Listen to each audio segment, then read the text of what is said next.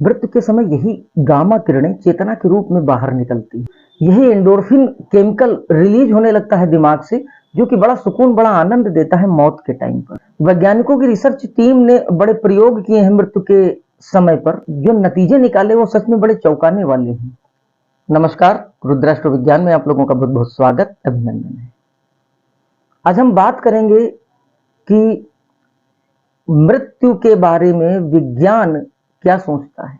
बहुत से वैज्ञानिक रिसर्चेज हुए हैं और हो रहे हैं, बहुत से प्रयोग हो रहे हैं और बहुत से प्रयोग हुए हैं, जिस कारण से विज्ञान अपनी प्रकृति के अनुरूप समझने की कोशिश कर रहा है कि मृत्यु वास्तव में क्या है, कौन सा वह कारण हो सकता है जिससे मृत्यु घटित होती है। तो इसी क्रम में आज हम चर्चा करते हैं कुछ वैज्ञानिक रिसर्च को लेकर। देखते हैं कि विज्ञान और हमारा अध्यात्म, हमारा धर्म मृत्यु के विषय में क्या सोचता है, क्या समानताएं हैं, और हमारा धर्म, हमारा अध्यात्म का जो ज्ञान है वह विज्ञान से ऊपर है या नीचे है। अर्जेंटीना की यूनिवर्सिटी है जो ब्यूनस आयर्स में है। यहाँ के रिसर्च करने वाले छात्रों ने 70 ऐसे व्यक्तियों पर रिसर्च करने की कोशिश की जो बिल्कुल जिनकी डेथ होने वाली थी, जो मरणासन्न थी। ये जानना चाहते थे कि मृत्यु के समय क्या अनुभव रहता है, कौन सी तकलीफों से होके गुजरते हैं। अंत समय में पाया कि जो मरीज थे उनको वह बातें याद आ रही थी जिन्होंने वर्तमान जीवन में उनको जिया, उनको सच में उन्होंने जिया था, जो उनके मन में वह सारी चीजें बसी हुई थी, वह सारी चीजें संजोए हुए थे अपने मन में। उन्होंने ये पाया कि लास्ट में, डेथ के बिल्कुल लास्ट टाइम में उन लोगों के मन में वह चीजें आ रही थी। उन्होंने अपने रिसर्च में ऐसा नोट किया। लिवरपूल यूनिवर्सिटी ने मानद रिसर्च फेलो एक हैं सीमस कोयल, इन्होंने द कन्वर्सेशन की आर्टिकल में मृत्यु की प्रक्रिया के बारे में बताया कि मरने की प्रक्रिया वास्तविक मृत्यु के 2 सप्ताह के पहले ही शुरू हो जाती है, जबकि सत्यता यह है कि गर्भ में मनुष्य जितने समय रहा है मृत्यु की प्रक्रिया उतने समय पहले से प्रारंभ हो जाती है। उसके संकेत इतने सूक्ष्म होते हैं कि कोई नोटिस नहीं करता, उनको आम और सामान्य बात मान लेता है। ज्योतिष के माध्यम से जाना जा सकता है कि कौन सी अंतरदशा प्रत्यंतर दशा मार्केश की है, और यह जो समय होगा यह उतना ही समय होगा जितना कि गर्भ में व्यक्ति ने बिताया है, बिल्कुल सटीक उतना ही समय। चलने सोने में परेशानी, खाने पीने की क्षमता का कम होना इत्यादि कुछ रिसर्च का अनुमान है कि मृत्यु के समय दिमाग बहुत सारे केमिकल्स रिलीज करता है। जब डेथ होने वाली होती है तो इन लोगों ने रिसर्च में पाया कि जो मस्तिष्क है, जो ब्रेन है, जो दिमाग है, वह बड़े केमिकल्स रिलीज करता है जब डेथ होने वाली होती है, जिसमें एंडोर्फिन भी शामिल होता है। या प्रमुख रूप से यह एक हार्मोनल चीज है जो दिमाग रिलीज करता है। यह केमिकल भावनाओं को उत्तेजित और नियंत्रित करने का काम करता है। जैसे जैसे लोग मृत्यु के करीब आते हैं स्ट्रेस केमिकल्स बढ़ने लगते हैं। यह एंडोर्फिन केमिकल जो है, यह इसको दर्द निवारक हार्मोन भी कहते हैं। यह हार्मोन जिम्मेदार होता है हमारे शरीर में प्रसन्नता के लिए, आनंद के लिए। हम जब खुश होते हैं तो यही केमिकल रिलीज होता है। मतलब सीधे तौर पर हमारी प्रसन्नता, हमारे आनंद से यह केमिकल जुड़ा हुआ है। तो डेथ के टाइम पर यह दिमाग जो है यह केमिकल क्यों रिलीज करता है, सोचने वाली बात है। मृत्यु को तो लोग बड़े तकलीफ, बड़ी भयावह प्रक्रिया बताते हैं, और साइंस भी ये अब कह रहा है कि मृत्यु के समय में एंडोर्फिन रिलीज होता है। क्यों हो रहा है? एंडोर्फिन तो तनाव को कम करने के कारण वाला तत्व है। मृत्यु के 17 मिनट पहले वो जो डेटा हम खींचते हैं, वह सारा जीवन हमने जिस पर जिया है वही डेटा खींचते हैं, अनकॉन्शियस में स्टोर करते हैं। दोबारा वह सूक्ष्म शरीर अपने अनकॉन्शियस में स्टोर कर रहा होता है अगले जन्म की यात्रा के लिए। बड़ा कीमती पूंजी होती है, इसको बटोर के अब वो दूसरी जगह जाना चाह रहा, तो वो कुछ छोड़ना नहीं चाहता। यही बात साइंस भी कह रही है। साइंस भी यही कह रही है कि लोगों ने रिसर्च में पाया गया, वो जो 70 मरीज थे मृत्यु के समय में, उन पर जो शोध हुए उसमें यही तो रिजल्ट निकला कि अंत समय में उन्हें वो बातें याद आ रही थी जिन्हें वे वर्तमान जीवन में अपने मन में ज्यादा से ज्यादा संजोए हुए थे, ज्यादा से ज्यादा बसाए हुए थे। तो या वही प्रोसेस तो है 17 मिनट पहले का अनकॉन्शियस में डेटा स्टोर करने का। तो ऐसा लगता है कि मरने की प्रक्रिया के दौरान लोगों का दर्द कम हो जाता है, लेकिन हम नहीं जानते ऐसा क्यों होता है। यह रिसर्च की टीम कह रही है। मतलब इन्होंने यह रिसर्च तो निकाला कि मरने की प्रक्रिया के दौरान लोगों को दर्द कम हो रहा था, या उनको ऐसा लग रहा था कि वो बड़े आनंद की स्थिति में थे, लेकिन ऐसा क्यों हो रहा है यह उसका कारण उनको नहीं पता था। कारण भी बहुत स्पष्ट कारण है। जैसे जैसे व्यक्ति मृत्यु की ओर बढ़ता है तो उसकी चेतना जो है उस चक्र की ओर बढ़ती है जिस चक्र पे उसने अपना संपूर्ण जीवन व्यतीत किया है, उस जगह हीटिंग बढ़ जाएगी। लेकिन बाकी का जो शरीर है वह धीरे धीरे ठंडा पड़ने लगेगा, शून्यता की ओर बढ़ने लगेगा। और जब जहां शून्यता होने लगेगी वहां न सुख न दुख, कोई ऐसा अनुभव नहीं होगा शारीरिक तौर पर।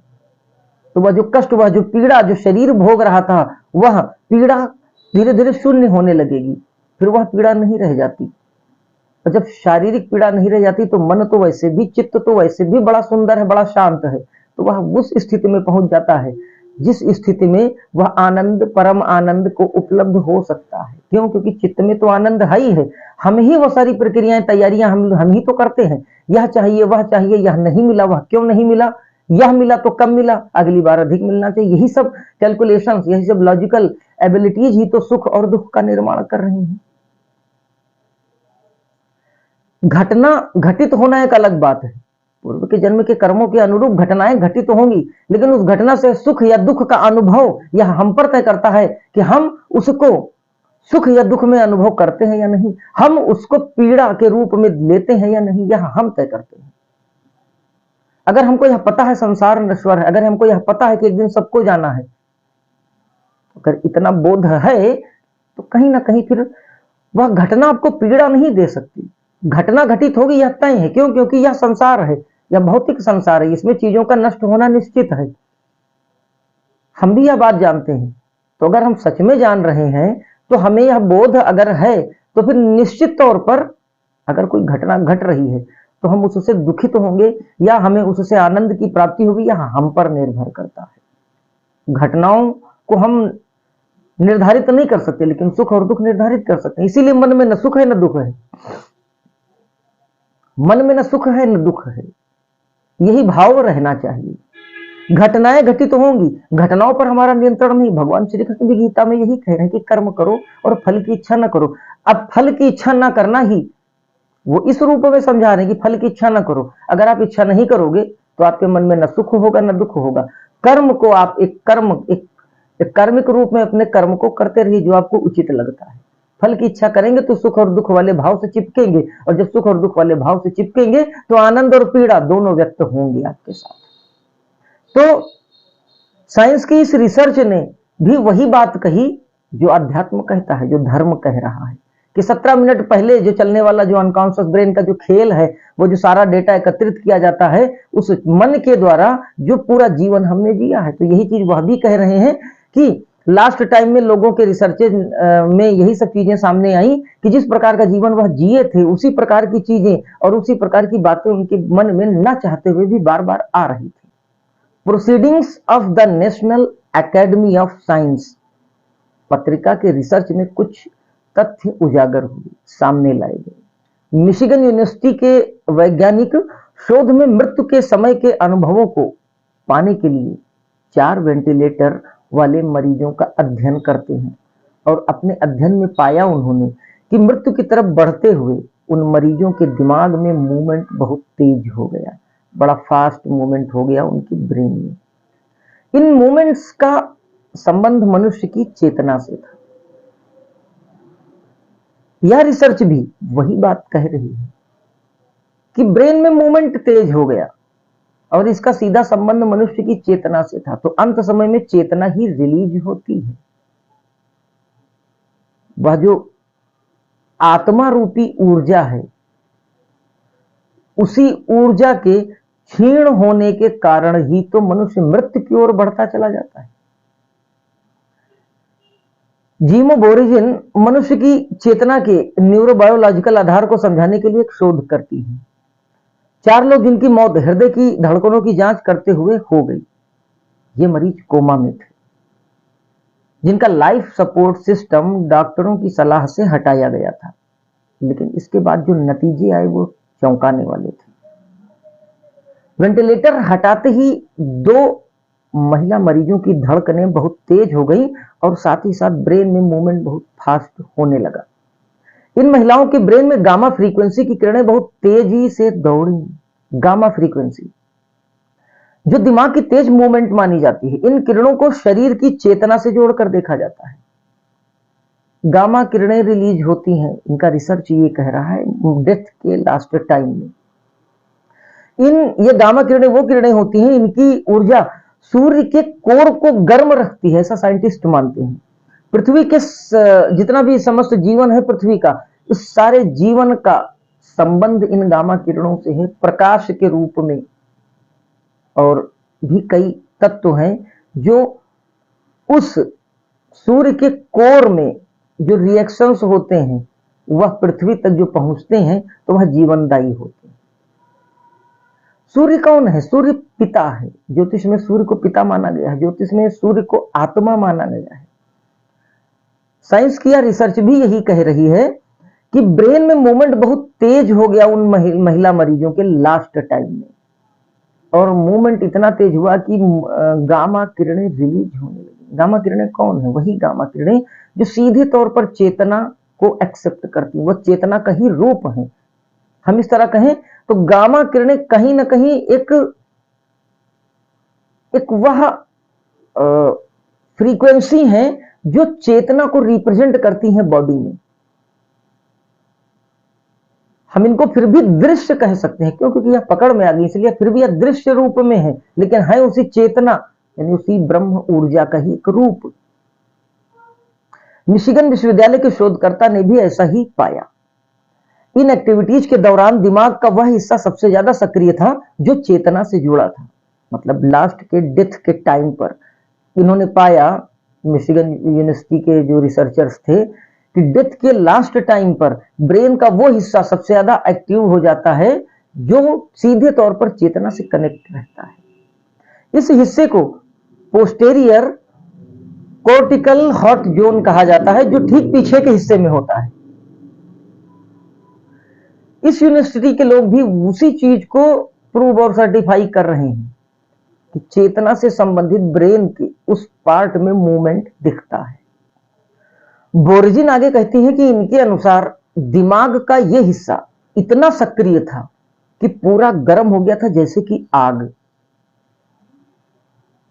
ध्यान करिएगा, बोर्जिन यानी कि रिसर्चर्स ये बोल रही हैं कि मृत्यु के समय दिमाग का यह हिस्सा इतना एक्टिवेटेड हो गया था कि हीट हो गया था, इतना हीट कि जैसे आग गर्म होती है। शोध के दौरान मरीजों के दिल और दिमाग पर नजर रखी गई। 2 मरीजों की गतिविधियां एक समान रही और बाकी 2 मरीजों में एक समान गतिविधियां रही।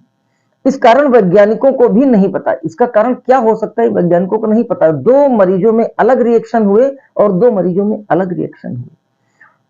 किसी में हार्ट से संबंधित प्रॉब्लम में मूवमेंट दिखी, हीटिंग दिखी, और किसी में ब्रेन से संबंधित प्रॉब्लम दिखी, मूवमेंट दिखी, हीटिंग दिखी। ब्रेन का मूवमेंट मरने के बाद भी बाकी अंगों की अपेक्षा सक्रिय क्यों दिखता है? सिर्फ इसलिए क्योंकि ऊर्जा पर ग्रेविटी का प्रभाव नहीं होता। दूसरा, चोटी वाले स्थान से हम जो ब्रह्म ऊर्जा है यानी जो कि जीवनी शक्ति है उसको हम लगातार पाते रहते हैं। इस हिस्से से हम लगातार रिसीव कर रहे होते हैं उस ब्रह्मांडी ऊर्जा को, जिसको हम आत्मा कहते हैं। लगातार हम उसको रिसीव कर रहे होते हैं और यह ऊर्जा ही हमको ईंधन की तरह काम करने की शक्ति देती है, चाहे वह मानसिक हो चाहे शारीरिक। यह ब्रह्मांडीय ऊर्जा है जिसको हम सभी जीव लगातार रिसीव कर रहे होते हैं। इंसान चोटी वाले स्थान से रिसीव करता है। सूक्ष्म शरीर पर्याप्त चेतन ऊर्जा के साथ अपने तीनों तत्वों यानी कि वायु, आकाश और अग्नि के साथ निकल जाता है डेड बॉडी से। पृथ्वी और जल तत्व के मृत भौतिक शरीर में फंसी ब्रह्मांडीय ऊर्जा चोटी के स्थान से धीरे धीरे बाहर निकलती है, ब्रह्मांड में विलीन होती जाती है। इसलिए ब्रेन में ज्यादा एक्टिविटी मृत्यु के समय और मृत्यु के बाद भी दिखती रहती है। इसीलिए किसी व्यक्ति के वापस जीवन होने की जो संभावना होती है वह 48 घंटे के अंदर अधिक होती है। यदि सिल्वर क्रोड टूटी न हो तो व्यक्ति मरने जैसे सारे संकेत हो सकता है कि दे। सारी मेडिकल मशीनें उसको मृत बताएंगी, लेकिन जरूरी नहीं कि वह मृत हो। ऐसा व्यक्ति पुनर्जीवित हो सकता है 48 घंटे के अंदर। एक दूसरा, जब डेथ हो जाती है तो डेथ में जल और पृथ्वी का तत्व उसमें रहता है। तो यह जो ब्रह्मांडीय जो ऊर्जा है या जो गामा किरणें हैं, यही गामा किरणें क्योंकि पृथ्वी और जल के तत्व में थोड़ा सा यह जल ज्यादा सर्कुलेट करती हैं, उलझती हैं, उसमें फंसती हैं, एक जाल जैसा होता है। तो यही गामा किरणें यानी यह चेतनी ऊर्जा जो है, यह जो ब्रह्मांडीय ऊर्जा है, यह जो आत्मिक तत्व है, डेथ के बाद भी वह उसमें से धीरे धीरे रिलीज होता है। यही कारण है कि ब्रेन में न्यूरॉन्स और तमाम चीजें जो होती हैं वह रिएक्ट किया करती हैं आफ्टर डेथ भी। बहुत से मामलों में वैज्ञानिकों का यह दावा रहा है कि मृत्यु के बाद भी मस्तिष्क में कहीं ना कहीं कोई ना कोई मूवमेंट जारी रहा है। वह मूवमेंट लाइफ सपोर्ट वाला मूवमेंट नहीं था, लेकिन फिर भी उसमें मूवमेंट हो रहा था। तो यही कारण है कि ब्रह्मांडीय ऊर्जा गामा किरणों के रूप में शरीर में विद्यमान रहती है और मृत्यु के बाद वह किरणें रिलीज हो जाती है। मैक्सिमम क्वांटिटी में तो सूक्ष्म शरीर के साथ चली जाती है, लेकिन फिर भी कुछ मात्रा में क्योंकि वह एक जाल की भांति स्थूल शरीर में रहती है तो उनको रिलीज होने में थोड़ा सा समय लगता है। तो आज हमने समझने की कोशिश की कि क्या रहस्य है, साइंस विज्ञान क्या मानता है। विज्ञान ने जितनी भी थ्योरीज रखी है वह कहीं ना कहीं हमारे शास्त्रों में, ज्योतिष में, अध्यात्म में पहले से वर्णित हैं।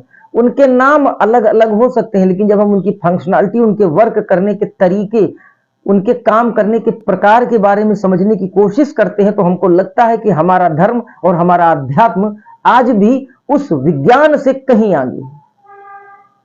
इन्हीं विचारों के साथ इस वीडियो को यहीं विराम देता हूं। कल फिर आपसे किसी ज्ञानवर्धक विषय पर मुलाकात होती है। तब तक के लिए जय महाकाल।